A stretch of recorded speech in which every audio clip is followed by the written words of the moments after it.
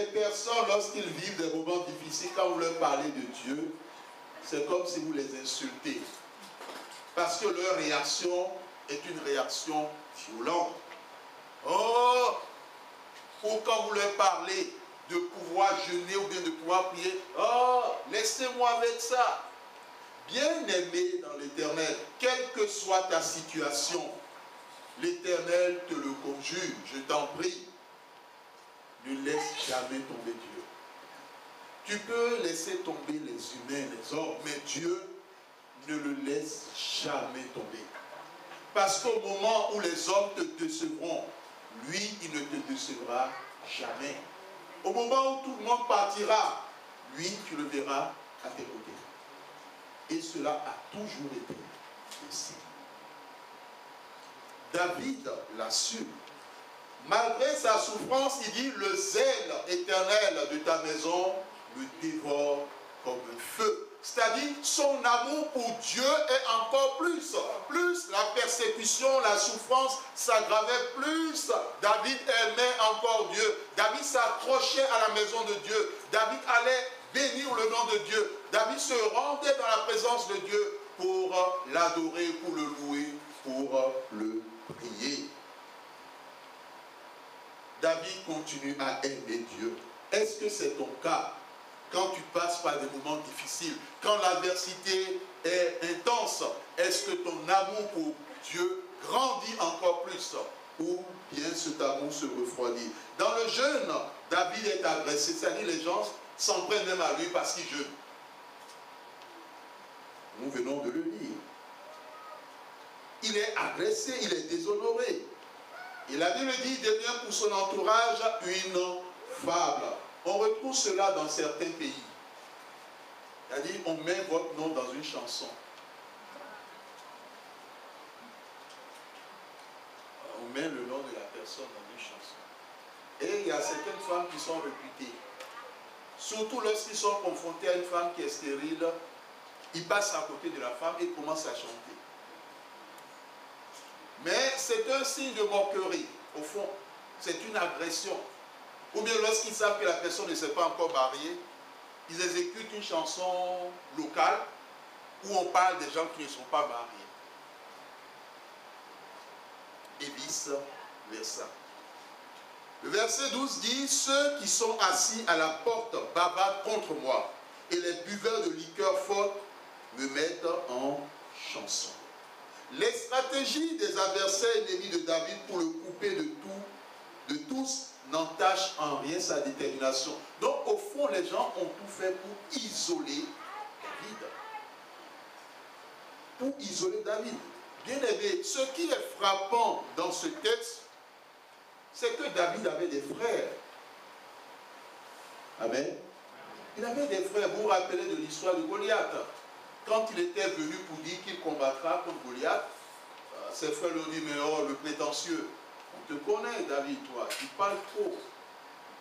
Quand son père lui a dit, va remettre de la nourriture à tes frères. Donc, ils étaient dans l'armée. Mais dans sa situation, quand nous lisons ce texte, c'est comme s'il n'avait pas de frères.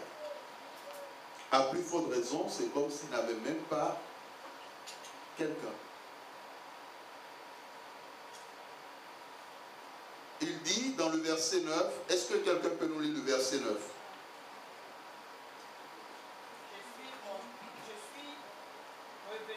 Devenu un étranger pour mes frères. Je suis devenu un étranger pour mes frères.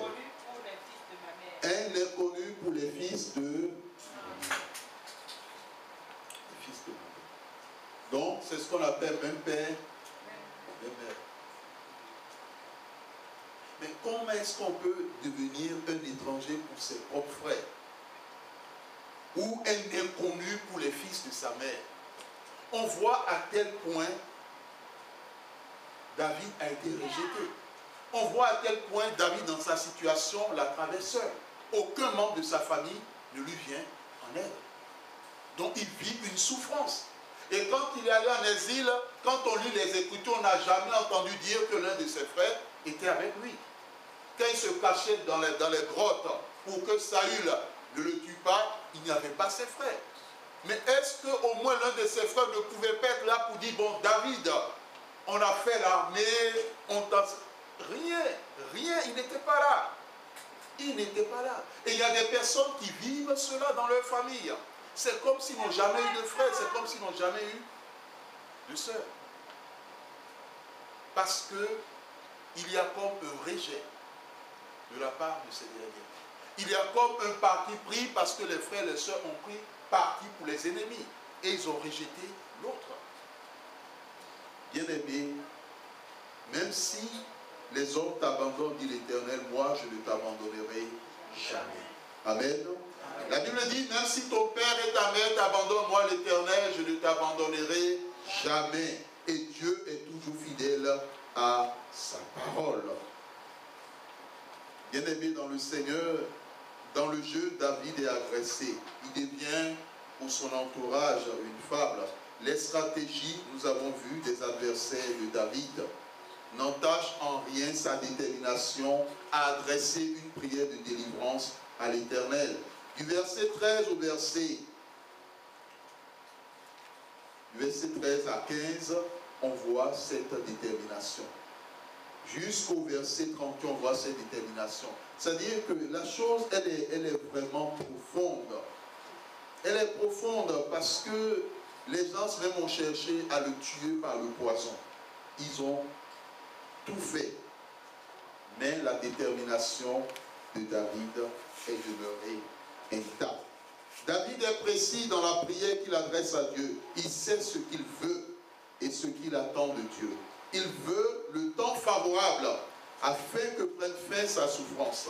À des moments donnés, demande à Dieu qu'il accomplisse le temps favorable dans ta vie. Il compte sur la bienveillance de Dieu et à la vérité de son salut. Il sait que Dieu est omniscient et omniprésent. Donc, il sait ce que David vit. Quand tu passes par un moment difficile, ne pense pas que Dieu ne le sait pas. Il le sait. Ainsi, tous les adversaires de David sont devant Dieu. Les fils d'Isaïe présentent ce qu'il vit. Le fils d'Isaïe présente ce qu'il vit au-dedans de lui. Et ce que son entourage lui fait subir. Son cœur est brisé par le déshonneur. Il est malade. Son entourage ne lui accorde aucune pitié. Il n'a pas trouvé de consolateur. C'est la pire chose. Lorsque vous vivez une situation difficile, il n'y a personne pour vous dire, bon, du courage. Oh, ne te décourage pas. Oh, vraiment, c'est une situation difficile, on n'en disconvient pas, mais tiens ferme. Si vous ne trouvez pas de consolateur, c'est difficile. Et David a vécu cela. Ils le poursuivent pour l'achever. C'est plutôt ce qui est dans leur tête. Ils sont l'objet de leur conversation malsaine. La souffrance de David le conduit dans son temps de jeûne en appeler à la justice de Dieu. Et vous verrez que David va très loin dans la prière du jugement qu'il adresse à Dieu. Parce qu'au fond, ceux qui cherchent à nuire à David, parmi eux, il y a des croyants. Il y a des gens qui croient, il y a des gens qui sont avec Dieu. Et ce qui explique qu'il y a des croyants, c'est le terme utilisé par David, efface leur nom du livre de vie. Amen. Bien-aimé dans le Seigneur, si tu es un enfant de Dieu, tu as reçu le Seigneur Jésus-Christ dans ta vie, et à un moment donné, tu te détournes de lui. Même si tu es né de nouveau, même si tu es baptisé, si à un moment donné tu le rejettes, quand l'Éternel te recevra après ton départ de cette terre, il ne faudrait pas que la personne pense qu'il entrera dans le royaume. Hein. C'est pas possible. Hein. Il n'entrera pas. Hein. Parce que certaines personnes, en fonction de leur façon de procéder, Dieu peut effacer leur nom du livre de vie. Et quand le nom est effacé, le nom est effacé. C'est sous l'autorité de Dieu. Et c'est dans sa justice que Dieu intervient. C'est ce pourquoi Dieu nous donne toujours l'opportunité de changer, de revenir à lui. Bien-aimés, nous voyons la prière de David, ce qui explique que certaines personnes, à un moment donné, trouvent que David est trop dur quand il prie. Mais à un moment donné, dans la prière, il faut être dur. Hein? Quand il s'agit de la vie humaine, on est dur dans les prières. Ils ont décidé de tuer David. David demande à Dieu d'appliquer une justice implacable. Il dit que leur table soit une pierre devant eux et dans leur prospérité un filet. Que leurs yeux s'obscurcissent et ne voient plus, et que Dieu fasse continuellement chanceler leurs reins. Qu'il répande sur eux sa fureur et que l'ardeur de sa colère les atteigne. Que leurs enclos soient désolés, qu'il n'y ait plus d'habitants dans leur camp. Qu'ils soient accablés de faute et qu'ils n'aient pas assez à la justice de Dieu. Qu'ils soient effacés du livre de vie, nous l'avons dit, et qu'ils ne soient pas inscrits avec les justes. À la fin du psaume, David rappelle à Dieu son malheur, sa souffrance.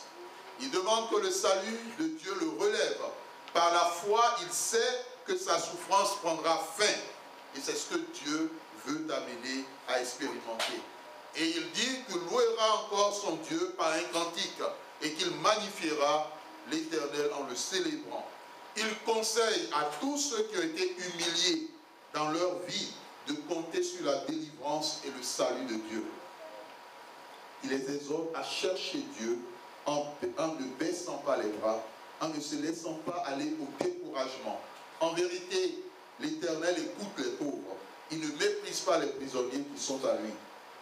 David nous invite tous, invite même la création à louer Dieu avec lui. La mer et tout ce qui se déplace. Donc au fond, David est confiant. Il sait que Dieu sauvera sa vie, sauvera sa nation, ses bénédictions, et qu'il lui accordera la restauration totale. Et il sait aussi que ceux qui appartiennent à l'Éternel obtiendront à la fin de leur souffrance le salut de Dieu. Bien-aimé, voici ce que Dieu a voulu te dire cet après-midi pour t'exhorter à ne pas te décourager, à ne pas baisser les bras. Que le Seigneur bénisse sa parole dans nos cœurs. Amen. Amen.